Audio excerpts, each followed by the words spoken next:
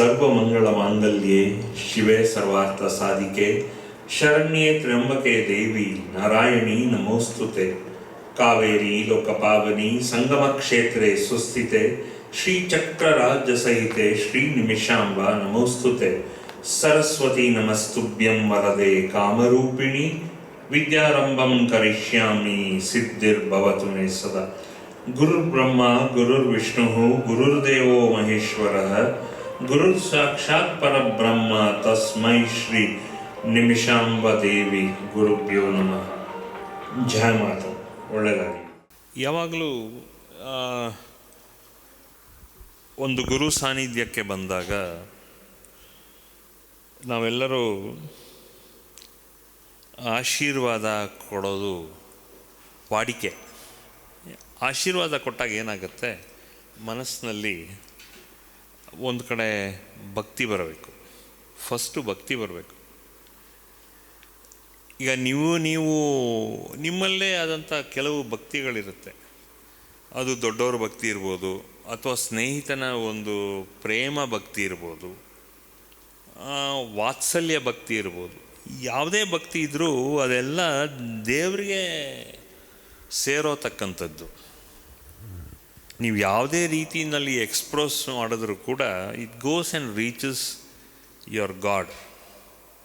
And your god first is highlighted through your own personal God. ಆ personal god ಹೆಂಗೆ highlight ಆಗುತ್ತೆ ಅಂತ ನೋಡಿದಾಗ, ನೀವು ಈ ಪರ್ಸ್ನಲ್ ಗಾಡ್ ಅಂದಾಗ ನಿಮ್ಮ ಪೂರ್ವಿಕರು, ನೀವು ಹುಟ್ಟಿರೋದು ನಿಮ್ಮ ಪೂರ್ವಿಕರಿಂದ, ಅವರು ತಂದಿರೋತಕ್ಕಂಥ ಕೊಟ್ಟಿರೋತಕ್ಕಂಥ ಕೃಪೆಯಿಂದಾನೇ ನೀವು ಹುಟ್ಟಿರೋದು. ನೀವು ಜನ್ಮ ತಾಳಿರೋದು ಬಿಕಾಸ್ ನಿಮ್ಮ ಪೂರ್ವಿಕರ ಕೃಪೆನೇ. Without your ancestors you wouldn't have come here. ಮುಖ್ಯವಾಗಿ ತಿಳ್ಕೋಬೇಕು.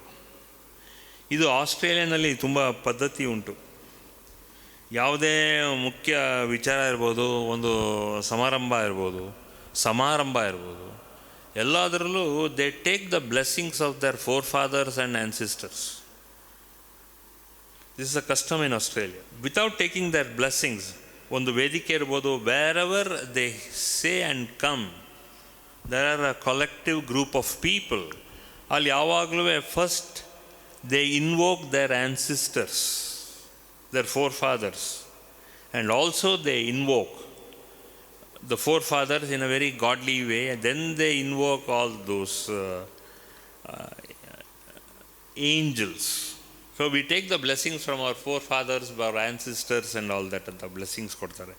ಪೂರ್ವಿಕರಿಗೆ ನಾವು ಆ ರೀತಿ ಒಂದು ನಮನ ಶುರು ಮಾಡಬೇಕು. ಅದೇ ರೀತಿ ನಮ್ಮ ಕಲ್ಚರ್ ಏನು ಅಂದಾಗ, ಇಲ್ಲಿ ನಾವು ನಮ್ಮ ಇಷ್ಟ ದೇವರು, ಆರಾಧನೆ ದೇವರು, ಈ ರೀತಿ ಹಲವಾರು ದೇವರುಗಳನ್ನ ನಾವು ವಂದಿಸಿ ನಾವು ಮಾಡ್ತೀವಿ. ಅದೇ ರೀತಿ ನಾವೆಲ್ಲರಲ್ಲೂ ಒಂದು ವಂದನೆ ಮಾಡೋದು. ಅದೇ ರೀತಿ ಇಲ್ಲಿ ಗುರು ಪರಂಪರೆಯಲ್ಲಿ ನಾವು ಮಾಡ್ತಾ ಇರೋದರಿಂದ, ಇಲ್ಲಿ ನಮ್ಮ ಗುರುಗಳಾದಂಥ, ನಿಮ್ಮ ಗುರುಗಳಾದಂಥ, ನಿಮಗೆ ಇದುವರೆಗೂ ಗೊತ್ತಿಲ್ಲದೆ ಇರತಕ್ಕಂಥ ಒಂದು ಗುರು ಏನು ಅಂದಾಗ, ಇಲ್ಲಿ ದೇವಿ ಸಾನ್ನಿಧ್ಯದಲ್ಲಿ ನಿಮ್ಮ ಮುಂದೆ ದೇವಿಯಾಗಿ ಬಂದು ಪ್ರತ್ಯಕ್ಷವಾಗಿ ನಿಂತಿದ್ದಾಳೆ ಅಂತ ನೀವು ಭಾವಿಸಿ ನೀವು ಪೂಜೆ ಮಾಡಬೇಕು. Because you come here for some directions, not only for spirituality, you come here for some directions. ಅದಾದಮೇಲೆ ಸಾಕಷ್ಟು ವಿಚಾರಗಳು ಬರುತ್ತೆ. ಇದು ಮುಖ್ಯವಾಗಿ ತಿಳ್ಕೋಬೇಕು. ಇಲ್ಲಿ ಏನು ಡೈರೆಕ್ಷನ್ ಅಂತ ಇಲ್ಲಿದೆ ಅಂದಾಗ, ನಮ್ಮಲ್ಲಿ ನಮ್ಮ ಶ್ವಾಸವನ್ನು ಯಾವ ರೀತಿ ಎಳ್ಕೋಬೇಕು, ಯಾವ ರೀತಿ ತಗೋಬೇಕು, ಯಾವ ರೀತಿ ಅದರಲ್ಲಿ ಪ್ರಮಾಣ ಇರಬೇಕು ನಾವು ಅನ್ನೋತಕ್ಕಂಥ ವಿಚಾರ ಬರ್ತೀವಿ. What is the kind of a ಪ್ರಮಾಣ you should have every day. ಅದಕ್ಕೆ ನಾವು ಮಾರ್ನಿಂಗ್ ಪ್ರಾರ್ಥನೆಗಳೆಲ್ಲ ಮಾಡ್ತೀವಿ, ಬೆಳಗಾಗೆದ್ದು ಪ್ರಾರ್ಥನೆಗಳೆಲ್ಲ ಮಾಡ್ತೀವಿ. ಆ ಪ್ರಾರ್ಥನೆ ಮಾಡಿದಾಗ ಏನಾಗುತ್ತೆ, ನಮ್ಮ ಪೂರ್ವಿಕರು ಈ ಪ್ರಾರ್ಥನೆಗಳನ್ನು ನಮಗೆ ಕೊಟ್ಟೋಗಿದ್ದಾರೆ.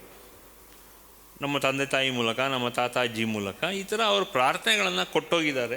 ಅದು ನಮಗೆ ಇಷ್ಟ ಆಗುತ್ತೋ ಬಿಡುತ್ತೋ ಅಲ್ಲ, ನಾವು ಅದನ್ನು ಫಾಲೋ ಮಾಡಿದ್ರೆ ಏನಾಗುತ್ತೆ ಅಂದರೆ, ನಮ್ಮ ಒಳಗಡೆ ನಮ್ಮ ಶ್ವಾಸ ಸೀಮಿತವಾಗಿ ಇರುತ್ತೆ.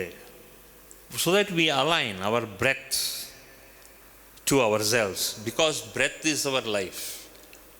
ಸಾಧು ಸಂತರು ಹೇಳಿದ್ದವ್ರು ಏನು ಅಂದಾಗ, ನಮ್ಮ ಶ್ವಾಸನೇ ನಮ್ಮ ಉಸಿರು, ನಮ್ಮ ಉಸಿರೇ ನಮ್ಮ ಶ್ವಾಸ. ಇದು ಎರಡರಿಂದಾನೇ ನಮಗೆ ದೇಹ ಎಲ್ಲ ತನು ಮನ ಧನ ಎಲ್ಲ ಕೆಲಸ ಮಾಡತಕ್ಕಂಥದ್ದು. ದನ ಅನ್ನೋದು ಕೊಡಬೇಕು ಅಂತಲ್ಲ, ಕೊಡೋತಕ್ಕಂಥ ಪ್ರತೀತಿ ಇದ್ದಾಗ ದನದಿಂದ ಏನಾಗುತ್ತೆ ಅಂದರೆ ಕರ್ಮ ದೋಷಗಳು ಅಂಟಲ್ಲ ಅಷ್ಟು ಬೇಗ. ಧ್ಯಾನ ಹಾಗೂ ಧನ, ಈ ಧ್ಯಾನ ಹಾಗೂ ಧನ ಅದನ್ನು ನಾವು ಆದಷ್ಟು ಹಂಚ್ತಾ ಬಂದಾಗ ನಮಗೆ ಕರ್ಮ ದೋಷಗಳು ಅಂಟಲ್ಲ, ಆರೋಗ್ಯ ಚೆನ್ನಾಗಿ ಸೀಮಿತವಾಗಿ ಇರುತ್ತೆ ಅನ್ನೋತಕ್ಕಂಥ ಪ್ರತೀತಿ ಪೂರ್ವಿಕರು ಹೇಳ್ಕೊಟ್ಟಿರೋತಕ್ಕಂಥದ್ದು, ಗುರುಗಳಿರೋತಕ್ಕಂಥವರು ನಮಗೆ ಹೇಳ್ಕೊಟ್ಟಿದ್ದಾರೆ.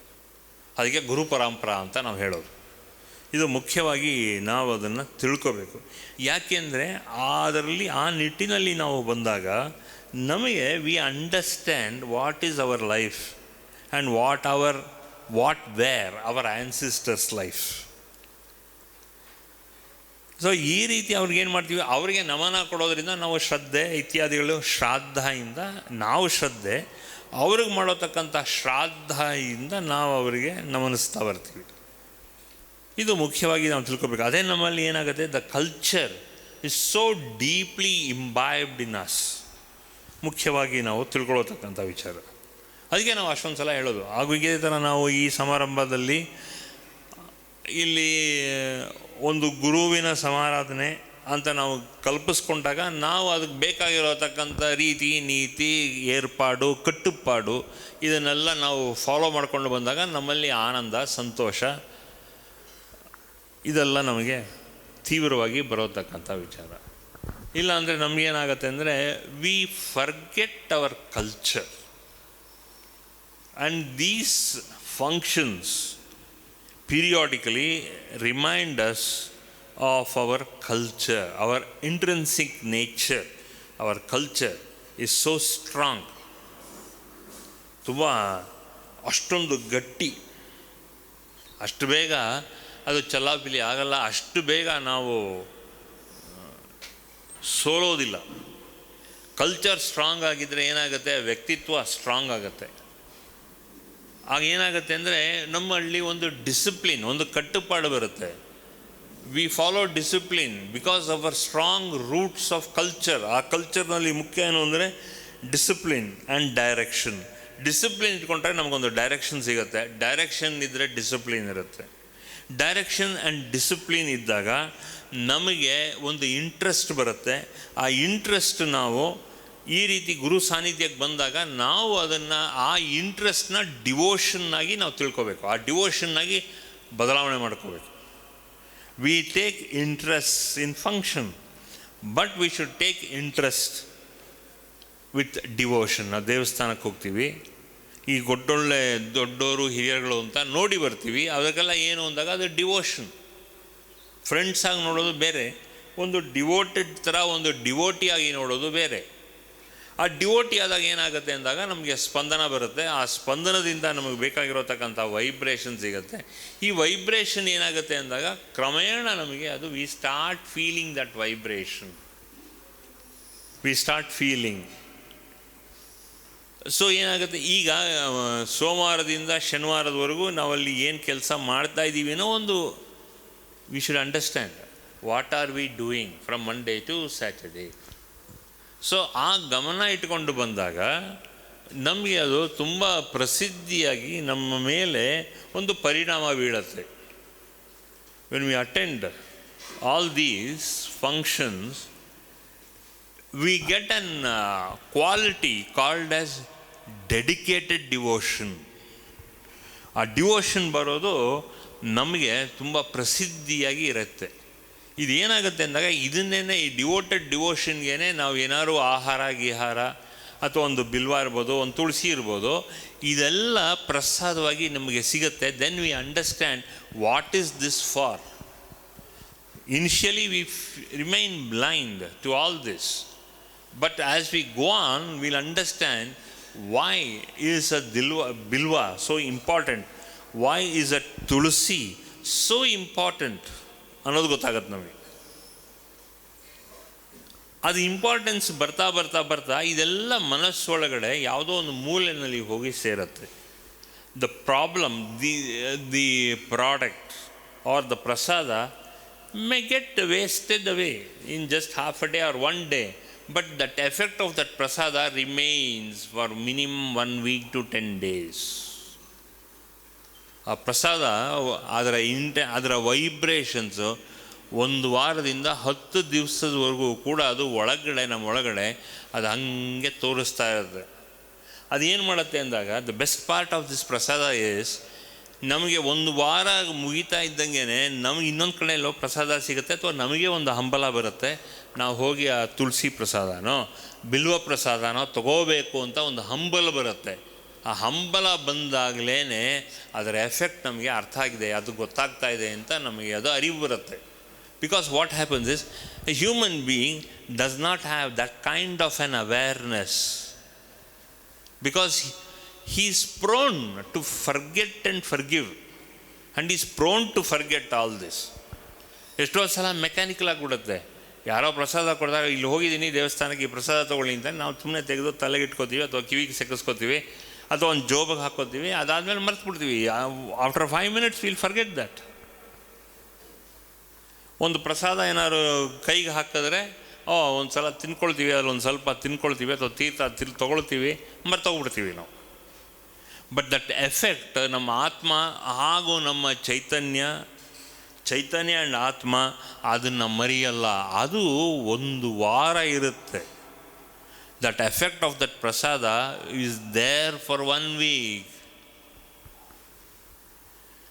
ಇದು ಭಾಳ ಇಂಪಾರ್ಟೆಂಟು. ಯಾಕೆಂದರೆ ಜನ್ಮಾಂತರದ ಕರ್ಮ ಈ ಒಂದು ವಾರದ್ದಿರೋ ಪ್ರಸಾದ ಒಂದು ವಾರ ನಮಗೆ ಸಸ್ಟೈನ್ ಆಯಿತು ಅಂದರೆ, ಇಷ್ಟು ವರ್ಷ ನಾವು ಎಷ್ಟೆಷ್ಟೆಲ್ಲ ಕಳೆದಿದ್ದೀವಿ, ಕರ್ಮದಿಂದ ಕಳೆದಿರ್ತೀವಿ, ಧರ್ಮದಲ್ಲಿ ಕಳೆದಿರ್ತೀವಿ, ಅಥವಾ ಏನಾದ್ರು ಒಂದು ವಿಚಾರದಲ್ಲಿ ಕಳೆದಿರ್ತೀವಿ. But we don't know the passage of time in our life. We really don't understand what is the passage of time. ದಿನನಿತ್ಯ ನಾವು ಊಟ ನೋಡ್ತಾ ಇರ್ತೀವಿ, ತಿಂಡಿ ನೋಡ್ತಾ ಇರ್ತೀವಿ, ರಾತ್ರಿ ಪ್ರಸಾದ ಮಾಡ್ತೀವಿ. All that we understand, but we don't know the passage of time in respect to prasada. ದೇವರ ಪ್ರಸಾದ, ದೇವಸ್ಥಾನದ ಪ್ರಸಾದ, with respect to that the passage of time. ಈಗ ಬೆಳಗ್ಗೆ ನಾವೇನೋ ಒಂದು ತೀರ್ಥ ಅಭಿಷೇಕ ಮಾಡಿರ್ತೀವಿ, ಅಥವಾ ಒಂದು ಬಿಲ್ವಾಭಿಷೇಕ ಮಾಡಿರ್ತೀವಿ, ಅಥವಾ ವಿಷ್ಣುವಿಗೆ ಯಾವುದಾದ್ರು ಒಂದು ನಾರಾಯಣನ ಪ್ರಸಾದ ನಾವು ಸ್ವೀಕರಿಸಿರ್ತೀವಿ. ಆ ಸ್ವೀಕರಿಸಾದ್ಮೇಲೆ ಮಧ್ಯಾಹ್ನದವರೆಗಡೆ ಅದು ಮರ್ತೋಗ್ಬಿಟ್ಟಿರ್ತೀವಿ. ಬಟ್ ಆ ಪ್ರಸಾದ ನಮ್ಮ ಒಳಗಡೆ ಹೋಗಿರೋದು ನಮಗೆ ಜ್ಞಾಪಕ ಇರೋಲ್ಲ, because the human memory is very short. So unless and until the human memory, if we have to imbibe and keep repeating it with this permanent devoted actions, then we remain that constantly and consistently. Otherwise we don't remember it, we forget it. That is the important point in today's life. We don't have a tendency at all. ಪ್ರಸಾದ mechanical ಆಗಿ ತೊಗೊಳಕ್ಕೆ ಶುರು ಮಾಡಿಬಿಟ್ಟಿದ್ದೀವಿ. ಈಗ ಕುಂಕುಮ ಇಟ್ಕೊಳ್ಳಲ್ಲ, ಏನೂ ಇಟ್ಕೊಳ್ಳಲ್ಲ ನಾವು. We think it's not worth it ಅಂತ ಏನೇನೋ ಭಾವನೆ ಇರುತ್ತೆ. Not for you, but almost for everybody on the outside. But here I am talking to all of you only, and that is very important and very very important for you. ಯಾಕೆಂದರೆ ಕರ್ಮಗಳನ್ನು ದಾಟಿಸೋತಕ್ಕಂಥ ಕ್ವಾಲಿಟೀಸ್ನ ನೀವು ಗುರುಗಳ ಹತ್ರ ಬಂದಾಗ ಅದು ಕಲಿಯೋದು. ದೇವ್ರ ಹತ್ರ ಹೋದಾಗ ಏನಾಗುತ್ತೆ ಅಂದಾಗ, ಎಷ್ಟೋ ಜನ್ಮದ ಸಾಧನೆಯಲ್ಲಿ ಆ ದೇವರು ಏನು ಮಾಡ್ತಾನೆ, he will constitute a guru for you. That is the spiritual guru. So when he appoints a specific guru for you, then you will find some kind of a change in you. That is called as an internal change. That internal change goes a long way. Internal change is the permanent change for you.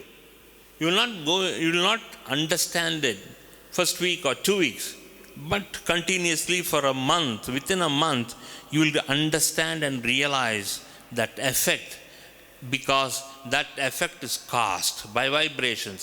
How education teaches you so many things in the form of knowledge or in the form of discipline. Likewise, when you come, you will be cultured, refined and defined. culturally, spiritually, and will give you all these points to make you understand what is life all about.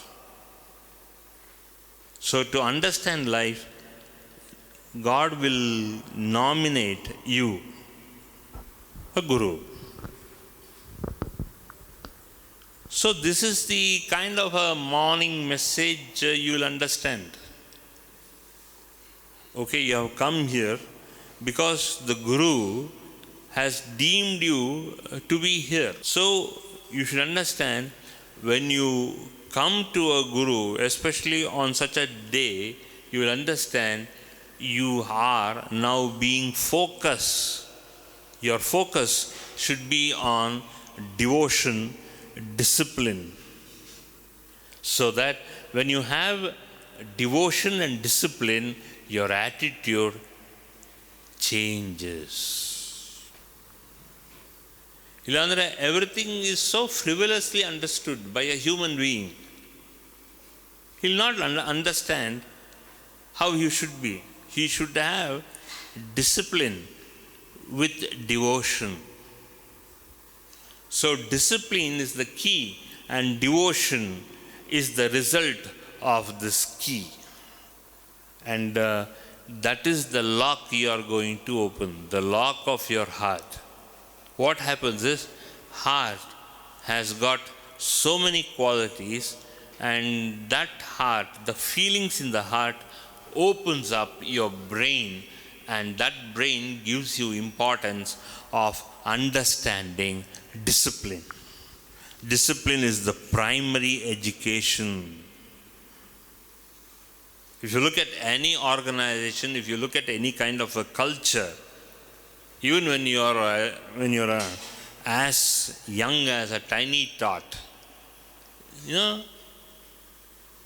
so the first thing for a teacher is, right from primary school, from a tiny tot level, primary, nursery, primary, you're imbibed with that kind of a discipline, knowingly or unknowingly. Parents very clearly specify to you, no, you go with a uniform, you go with a dress, you go with whatever you are supposed to wear.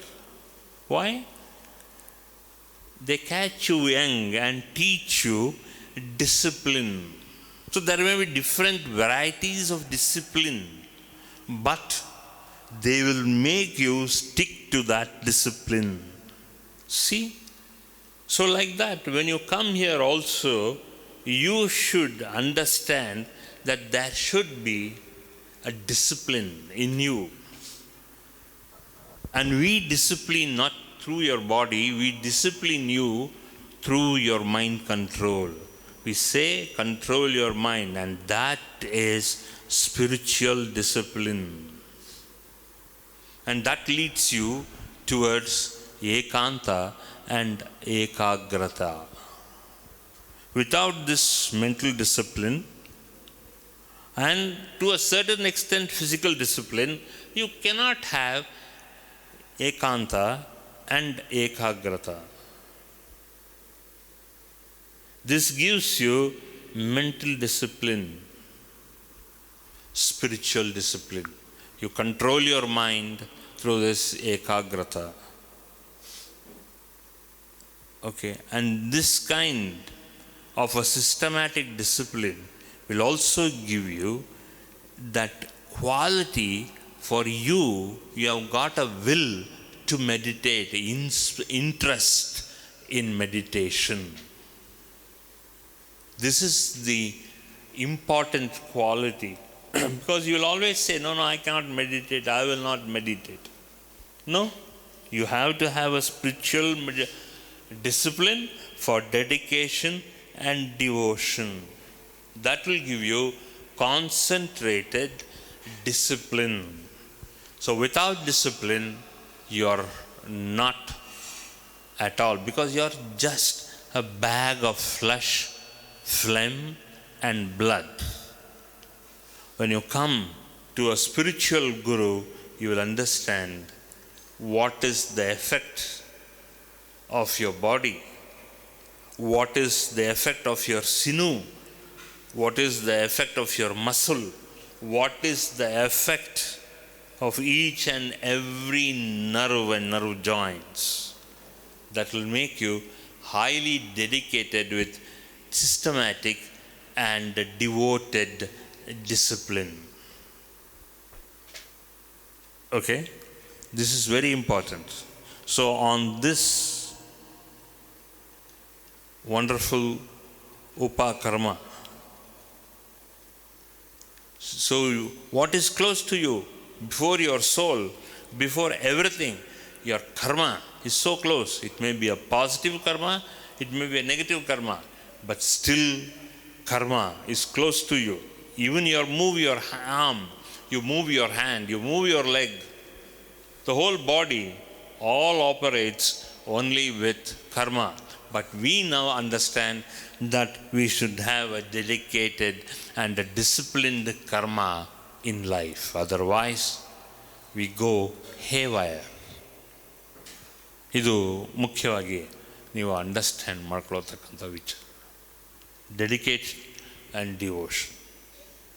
that will be good and it will constantly give you. ಅದಕ್ಕೆ ಈ ಬಿಲ್ವ, ಲಕ್ಷ್ಮಿ, ಈ ಜನ್ಮದಿನ ಇದನ್ನೆಲ್ಲ ನಾವು ಯಾಕೆ ಮಾಡೋದು ಅಂದಾಗ dedicated and devoted discipline ಇರಬೇಕು. ರೈಟ್ಸ್ ಆ್ಯಂಡ್ ರಿಚುವಲ್ಸ್ ಆದಮೇಲೆ, ಬಟ್ ಫಸ್ಟು ಮನಸ್ಸನ್ನ ಏಕಾಗ್ರತೆ ಇಟ್ಕೊಂಡು ಆ ಏಕಾಂತವನ್ನು ನಾವು ಬೆಳೆಸ್ಕೊಳ್ಳತಕ್ಕಂಥ ಪ್ರತೀತಿ ಹಾಗೂ ಅದರ ನಿಯಮ, ಅದರ ನಿಷ್ಠೆ ನಾವು ಫಾಲೋ ಮಾಡಿದ್ರೆ ತುಂಬ ಒಳ್ಳೆಯದಾಗುತ್ತೆ, ಎಲ್ಲರಿಗೂ ಒಳ್ಳೆಯದಾಗಲಿ. ಈಗ ಮತ್ತೆ ಗುರುಗೀತಾನಲ್ಲಿ ಕೆಲವು ವಿಚಾರಗಳನ್ನ, ಸ್ವಲ್ಪ ಅಂಶಗಳನ್ನ ನೋಡೋಣ. What is the sequence, what Devi is telling us today. ಈ 9ನೇ ಶ್ಲೋಕ ಸ್ವಲ್ಪ ಹೇಳು, 9ನೇ ಶ್ಲೋಕ ಏನು ಅಂತ. ಓಂ ಜಯ ಮಾತಾ, ಓಂ ಜಯ ಗುರುದೇವ. ಶ್ರೀ ಗುರುಗೀತಾ 9ನೆಯ ಶ್ಲೋಕ. ಗುರುರ್ಬುದ್ಧ್ಯಾತ್ಮನೋ ನಾನ್ಯತ್ ಸತ್ಯಂ ಸತ್ಯಂ ನ ಸಂಶಯಃ ತಲ್ಲಾಭಾರ್ಥಂ ಪ್ರಯತ್ನಸ್ತು ಕರ್ತವ್ಯೋ ಹಿ ಮನೀಷಿಭಿಃ. ಜ್ಞಾನಸ್ವರೂಪವಾದ ಆತ್ಮದಿಂದ ಶ್ರೀ ಗುರುವು ಬೇರೆಯಲ್ಲ, ಇದು ಸತ್ಯವು, ಇದರಲ್ಲಿ ಸಂಶಯವಿಲ್ಲ. ಆದ್ದರಿಂದ ಬುದ್ಧಿವಂತರಾದ ಮನುಷ್ಯರು ಶ್ರೀ ಗುರುವಿನ ಪ್ರಾಪ್ತಿಗಾಗಿ ಪ್ರಯತ್ನ ಮಾಡಬೇಕು. ಮೊದಲನೇ ಒಂದು ವಾಕ್ಯ ನೋಡು, ಈ ಶ್ಲೋಕದಲ್ಲಿ ಮೊದಲನೇ ಲೈನ್ ಅದೇನು ಅಂತ ಹೇಳು. ಜ್ಞಾನಸ್ವರೂಪವಾದ ಆತ್ಮದಿಂದ. ಒಂದು ನಿಮಿಷ. ಜ್ಞಾನ ಸ್ವರೂಪ ಆದಂಥ ಆತ್ಮದಿಂದ, ಡೆಡಿಕೇಟೆಡ್ ಡಿವೋಷನ್ ಅಂತ ಬೆಳಗ್ಗೆ ಹೇಳಿದೆ. ಅದು what is that dedicated devotion? ಜ್ಞಾನ ಸ್ವರೂಪವಾದಂಥ ಆತ್ಮ, ಪ್ರತಿಯೊಬ್ಬ ಮನುಷ್ಯನಲ್ಲಿರೋ ಆತ್ಮ ಜ್ಞಾನ ಸ್ವರೂಪ ಆದಂಥ ಆತ್ಮ. ಸೊ ನಮ್ಗೆ ಯಾಕದು ಮಿಸ್ ಆಗ್ತಿದೆ? ನಾವು ಹುಟ್ಟುತ್ತಾ ಆ ಜ್ಞಾನ ಗೊತ್ತಾಗಿಲ್ಲ ನಮಗೆ, ಪರವಾಗಿಲ್ಲ. ಬಟ್ ಅಟ್ಲೀಸ್ಟ್ ಕ್ರಮೇಣ ಆತ್ಮ ಜ್ಞಾನ ಸ್ವರೂಪ ಅನ್ನೋದು ಗೊತ್ತಾಗಬೇಕಲ್ಲ ನಮಗೆ. Why we didn't understand that? ಜ್ಞಾನ ಸ್ವರೂಪ ಆದಂಥ ಆತ್ಮ. ನೀವು ಯಾವುದೇ ಕುಲದಲ್ಲಿ ಹುಟ್ಟಿರಿ, ಯಾವುದೇ ಒಂದು ಧರ್ಮದಲ್ಲಿ ಹುಟ್ಟಿರಿ, ಯಾವುದೇ ಭಾಷೆ ಮಾತಾಡಿ, ಯಾವುದೇ ಸಂಸ್ಕಾರ ಇರಲಿ, ಯಾವುದೇ ಸಂಸ್ಕೃತಿ ಇರಲಿ, ನಿಮ್ಮ ತಂದೆ ತಾಯಿ ಅಲ್ವಾ. ಸೊ ನಿಮ್ಮ ತಂದೆ ತಾಯಿಗೆ ಮಾತ್ರ ಅಲ್ಲ, ನಿಮ್ಮ ಅಜ್ಜ ತಾತ ಅಜ್ಜಿಗೂ ಅದೇ ಥರ ಎಲ್ಲರಿಗೂ ಜ್ಞಾನ ಸ್ವರೂಪದಿಂದ ಆತ್ಮ ದೇವರು ಹುಟ್ಟಿಸಿದ್ದಾನೆ. ನಮ್ಗೆ ಹೆಂಗೆ ಮಿಸ್ ಆಯ್ತದು? ಅದು ಹೆಂಗೆ ಮಿಸ್ ಮಾಡ್ತು? ಹಂಗಾರೆ ಅದು ಮಿಸ್ ಆಗಿಲ್ಲ ಅಂದಾದಮೇಲೆ ಈ ಗುರುಗೀತಾ ಸುಳ್ಳ ನಮಗೆ? ಜ್ಞಾನ ಸ್ವರೂಪ ಆದಂಥ ಆತ್ಮ, ನೀನು ಇಂಥ ಜಾತಿ ಆತ್ಮ ಕಳಪೆ, ನೀನು ಇಂಥ ಜಾತಿ ಆತ್ಮ ಸರಿ ಇಲ್ಲ. ಯಾರು ಹೇಳ್ತಾ ಇದೆಯಾ? ಇಲ್ಲ. ಈಶ್ವರ ಪಾರ್ವತಿಗೆ ಹೇಳೋದು ಅವನು ಯಾಕೆ ಹಂಗೆ ಹೇಳ್ತಾ ಇದ್ದಾನೆ? ಸೊ ವಿಷ್ಣು ಯಾವ ಜಾತಿ?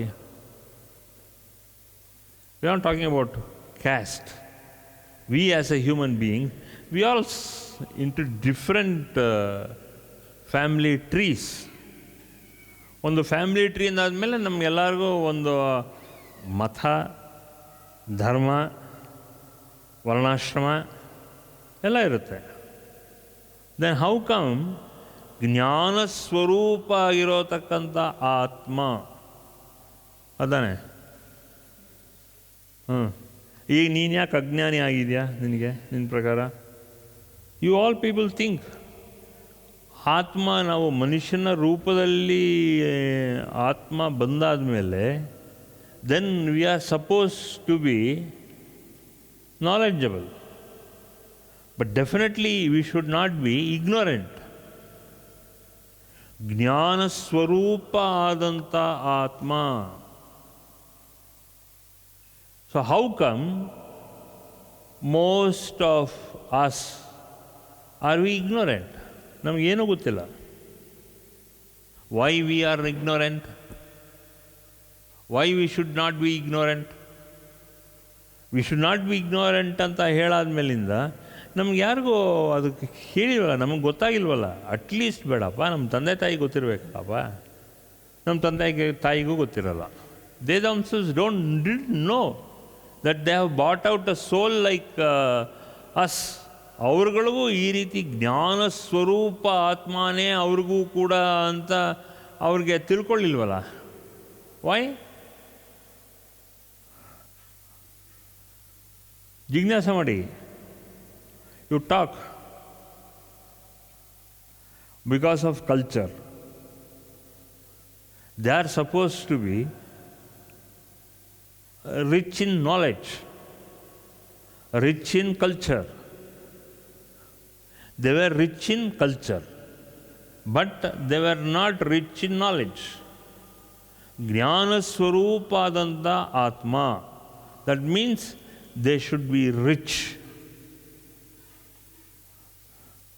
in culture, in knowledge. Alva? Why they are not? ಅರ್ಥ ಆಯ್ತಾ? ಯಾಕೆ? Why? The first question is to you. Why are you not rich in knowledge? ಜ್ಞಾನ ಸ್ವರೂಪ ಆದಂಥ ಆತ್ಮ. ನೆಕ್ಸ್ಟ್ ಅದೇ ಕಂಟಿನ್ಯೂ ಮಾಡೋ ಸೆಂಟೆನ್ಸಲ್ಲಿ ಅದರಲ್ಲಿ ಏನಾದ್ರು ಕ್ಲೂ ಸಿಗತ್ತಾ ನೋಡು. This is how we have to do ಜಿಜ್ಞಾಸ. ಇದೇ ಜಿಜ್ಞಾಸದ ಸರಿಯಾದ ದಾರಿ, ರೀತಿ, ನೀತಿ.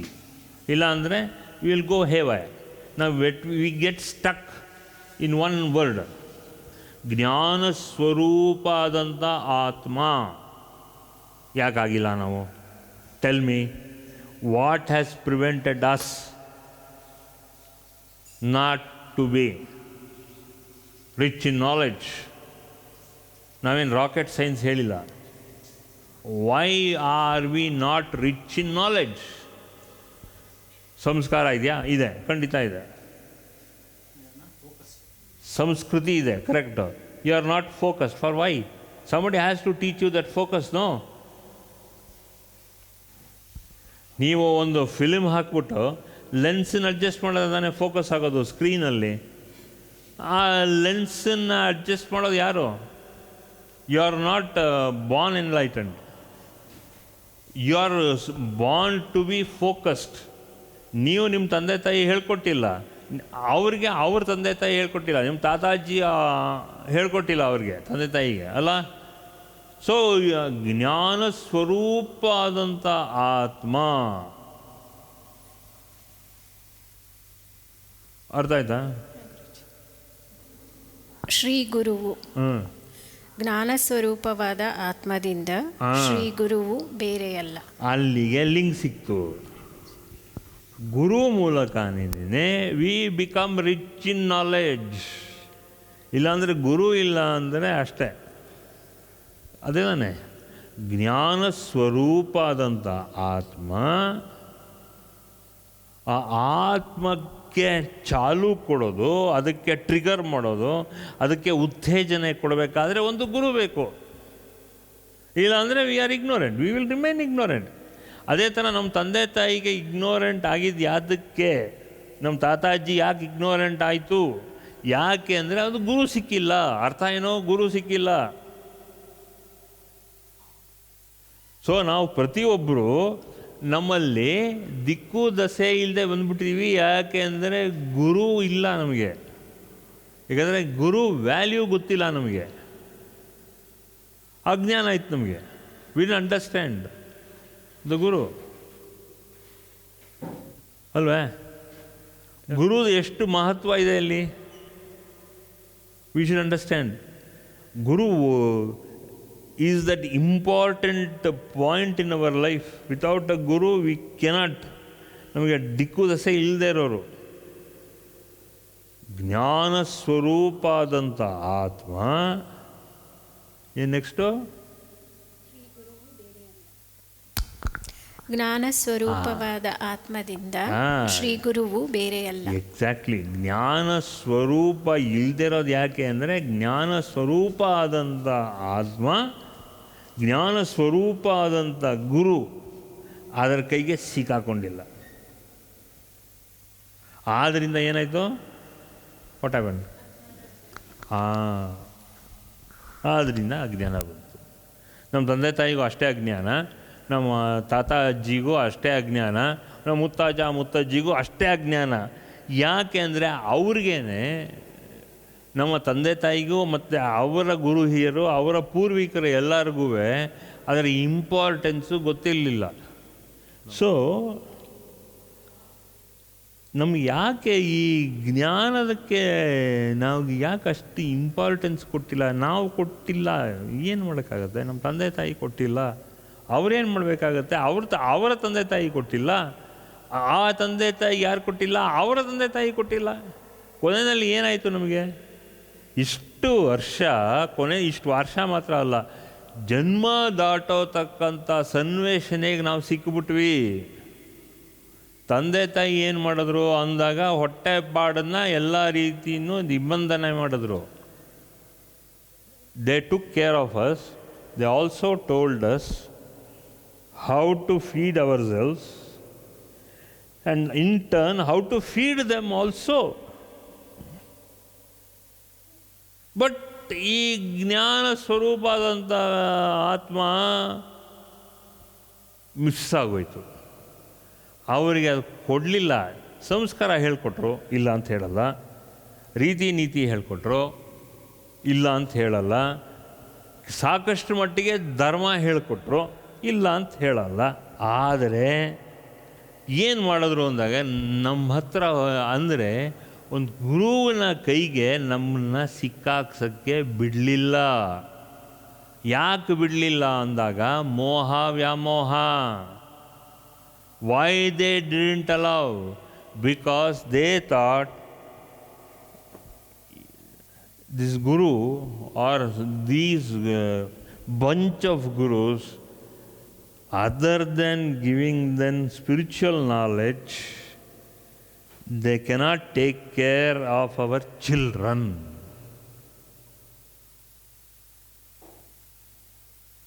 ನಾವಾದರೆ ನಮ್ಮ ಮಕ್ಕಳು ನಮ್ಮ ಮರಿ ಅಂತ ಹೇಳಿ ನಾವೇನು ಮಾಡ್ತೀವಿ, ಎಲ್ಲ ಥರನೂ ಎಂಕರೇಜ್ಮೆಂಟು ಪ್ರೋತ್ಸಾಹ ಕೊಡ್ತಿದ್ವಿ.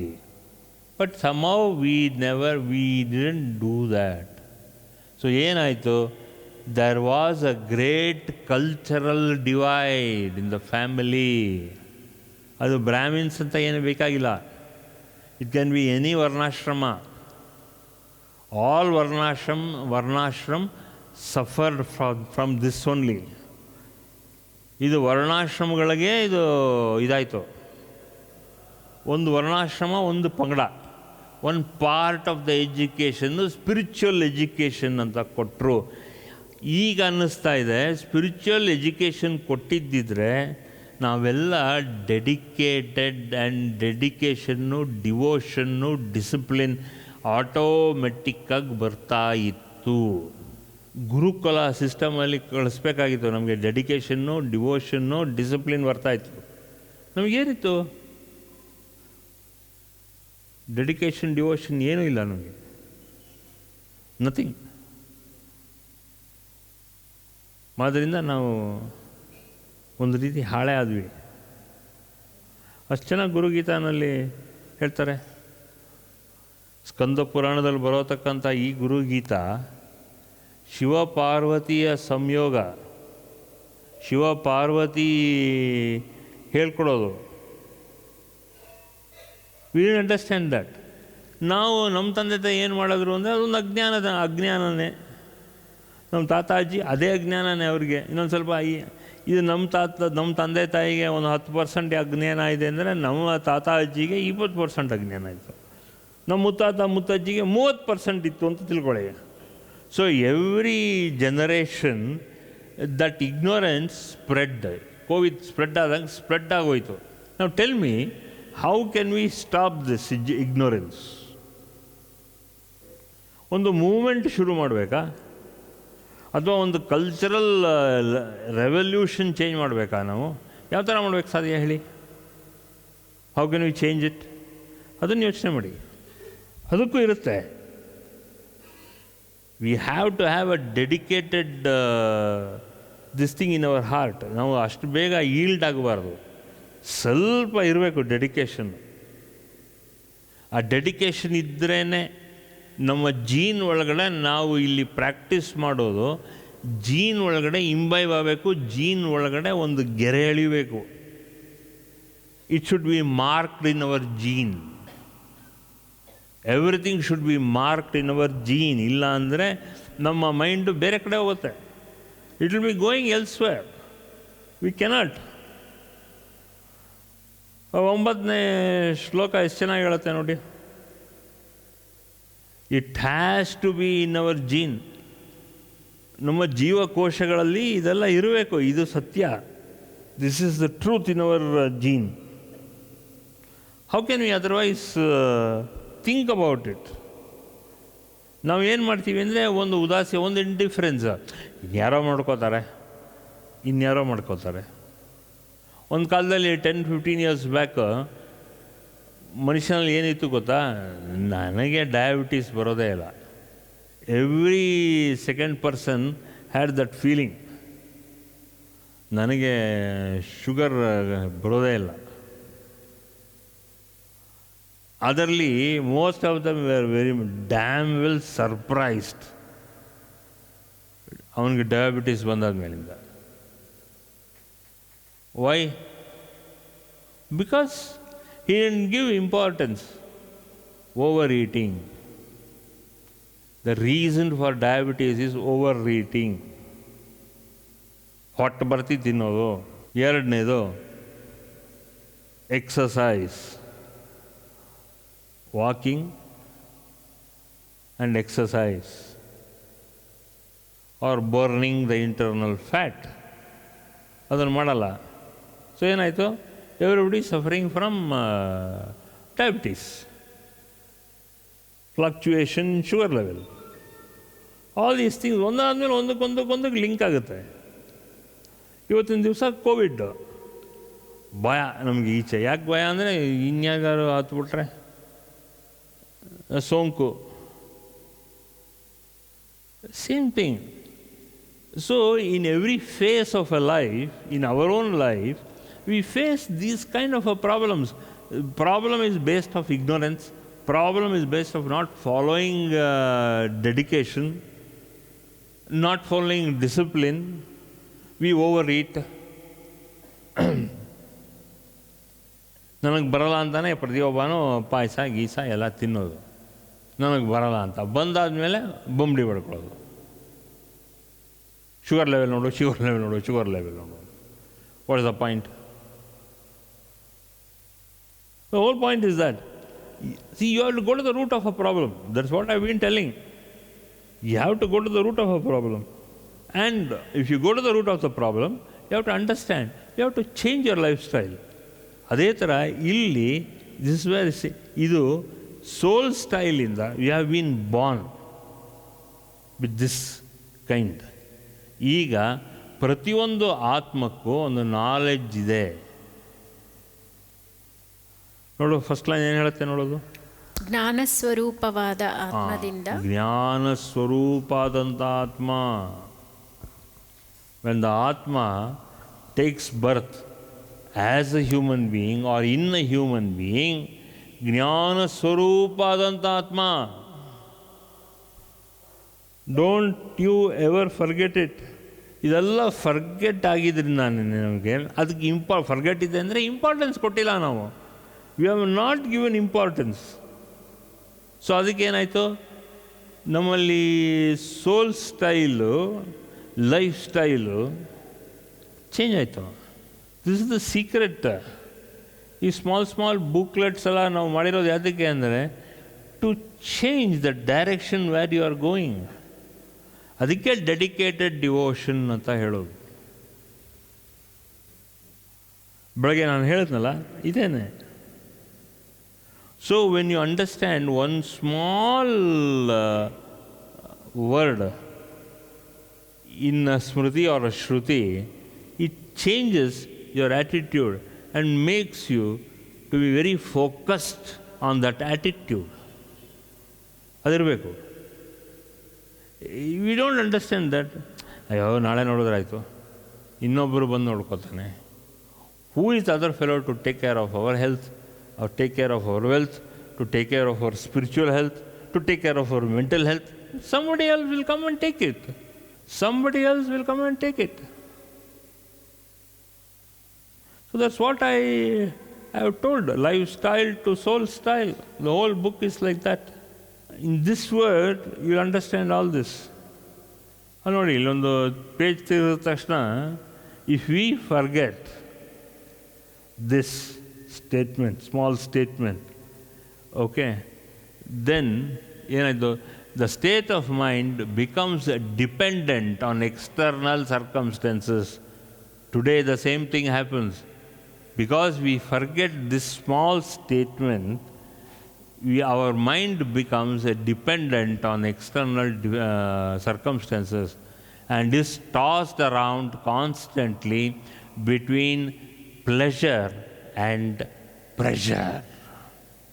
When we go to a special party, we feel happy and elated. But when we go to a hospital, we find uncomfortable and depressed. So we start observing the emotional chain reactions set off by this attitude. From our strong identification with the body senses, our refusal to accept situations, they are here. Iday soul style to lifestyle. You open any page, ಒಂದು ವಾಕ್ಯ, ಆ ವಾಕ್ಯನ you connect that with that ಅಲ್ವಾ? ಇದೇ ಅದರ ವಿಚಾರ. So when you go back, ಇದೊಂದು ಸ್ಟೇಟ್ಮೆಂಟಿಂದ ದೆನ್ ಅದಕ್ಕೆ ಆ ಬುಕ್ನ ತೋರಿಸಿದ್ದು ನಾನು ನೋಡಿ. Then you will understand the connectivity. All these books ಅಲ್ಲ, all this statement from those age to the present age, it holds good for us. Likewise, even the small booklet holds good for you. If you understand the word seriously, you will understand, because understanding that word seriously is called as manana, and following that manana is called as nididhyasana. And that is what a uniform, wearing an uniform will make you focused. ಯಾಕೆ uniform ಹಾಕಿ ಅಂತ ಹೇಳಿದ್ದು ನಿಮಗೆ? Because to make you understand direction. The direction should be according to soul style. ನಿಮ್ಮ ಸೋಲ್ ಯಾವ ಥರ ಇದೆ, ಆ ಆತ್ಮಕ್ಕೆ ದಕ್ಕಂತೆ ನಿಮಗೆ ಪ್ರೇರಣೆ ಆಗಬೇಕು. ಅದಕ್ಕೆ ಡೆಡಿಕೇಟೆಡ್ ಡಿಸಿಪ್ಲಿನ್ ಇರಬೇಕು ಲೈಫಲ್ಲಿ. ಇಲ್ಲ ಅಂದರೆ ದಿಕ್ಕು ದಸೆ ಇಲ್ಲದೆ ನಾವು ಹೋಗ್ತಾ ಇದ್ದೀವಿ. This is a very important point. You will understand. This is the most important point in life. This is what is very, very important. ಈ ಒಂದು ವಾಕ್ಯನಲ್ಲಿ, ಈ 9ನೇ ಗುರುಗೀತಾ ಶ್ಲೋಕನಲ್ಲಿ ಇಷ್ಟು ಅರ್ಥ ಬರುತ್ತೆ. ಇದನ್ನು ಒಂದು ಬೇಸ್ ಮಾಡ್ಕೊಂಡು ಇನ್ನು ಯಾವುದೇ ಪುಸ್ತಕ ನೀನು ತೆಗೀರಿ, ನಂದು ಅಂತಲ್ಲ, ಎನಿ ಪುಸ್ತಕ ಒಂದು ವೇದ ವಾಕ್ಯದ ಜೊತೆಗೆ ಅದನ್ನು ಹಮ್ಮಿಕೊಂಡ್ರೆ ತುಂಬ ವಂಡರ್ಫುಲ್ಲಾಗಿರುತ್ತೆ. Life becomes heavily directed, heavily organised, rather than today we are disorganised because of there is no direction in our life. ದಿಕ್ಕು ದಸೆ ಲೈಫಲ್ಲಿಲ್ಲ. That is very important. This is called as manana. ಇದೇ ಮನನ. ಶ್ರವಣ ಬೇರೆ, ಮನನ ಬೇಕು. ಸುಮ್ಮನೆ ಓದೋದಲ್ಲ. Because everybody has got the capacity to understand. You are not fools, you are not dumb, you are not idiots, you are all very clever, intelligent. All of you are intelligent people. Okay, you are not dumb fellows. Okay, ಸ್ವಲ್ಪ ಬುದ್ಧಿನ ಚುರುಕು ಮಾಡ್ಕೊಳ್ಳಿ. ಇದು ಈ ಥರದೆಲ್ಲ ಓದಿದ್ರೆ, ಮನನ ಮಾಡ್ತಾ ಬಂದಾಗ ಬುದ್ಧಿ ಚುರುಕಾಗುತ್ತೆ. ಆ ಬುದ್ಧಿ ಚುರುಕಾದರೆ ತುಂಬ you will feel very smart and alive. Not only smart, you feel active. ಇಲ್ಲಾಂದರೆ ಏನು ಮಾಡೋದೇ ಗೊತ್ತಿಲ್ಲ. You don't know what to do in life. ವೃತ್ತಿ ಬೇರೆ, ಮೆಂಟಲ್ ಡೈರೆಕ್ಷನ್ ಬೇರೆ, ಡೆಡಿಕೇಟೆಡ್ ಡಿವೋಷನ್ನು ಒಂದೇ. ಡೆಡಿಕೇಟೆಡ್ ಡಿವೋಷನ್ ಏನು ಮಾಡುತ್ತೆ ಅಂದರೆ ಒಂದು ಡೈರೆಕ್ಷನ್ ಕೊಡುತ್ತೆ. ನಾವು ಅಲ್ಲೇ ಹೋಗಬೇಕು, ನಾನು ಅಲ್ಲಿ ಆ ಪಾದನ ಮುಟ್ಟಲೇಬೇಕು. I have to understand that lotus feet of God I should go and touch. How do you go? Principal direction. By principally activating your mind and your energy. Energy ಸರಿಯಾಗಿದ್ದರೆ ಮೈಂಡ್ ಆ್ಯಕ್ಟಿವೇಟ್ ಆಗುತ್ತೆ, mind ಸರಿಯಾಗಿದ್ದರೆ energy ಸಾಕಷ್ಟು activate ಆಗ್ತಾ ಇರುತ್ತೆ. You are not sleeping over. ತಮಸ್ ಬರೋಲ್ಲ ನಿಮಗೆ. You have to activate your self. That is life. ಅದನ್ನು ಕಂಟಿನ್ಯೂ ಮಾಡಿಬಿಡು. ಅದನ್ನು ಅಷ್ಟೇ. ಆ ಶ್ಲೋಕ 9ನೇ ಶ್ಲೋಕ. ಜ್ಞಾನ ಸ್ವರೂಪವಾದ ಆತ್ಮದಿಂದ ಶ್ರೀ ಗುರುವು ಬೇರೆಯಲ್ಲ, ಇದು ಸತ್ಯವು, ಇದರಲ್ಲಿ ಸಂಶಯವಿಲ್ಲ.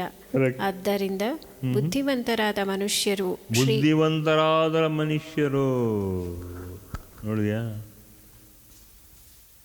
ಇನ್ನು ಪೆದ್ದ ಅಂದ್ಕೊಂಡ್ರೆ ಶಿವನೇ ಹೇಳಾಯಿತು ಪಾರ್ವತಿಗೆ, ಬುದ್ಧಿವಂತರಾದಂಥ ಮನುಷ್ಯರು ಅಂದರೆ ನಿನಗೆ ಬಿಕಾಸ್ ಡಂಬ್. ನಿಮ್ಗೆ ಯಾಕೆ ಡಂಬ್ ಆಗುತ್ತೆ?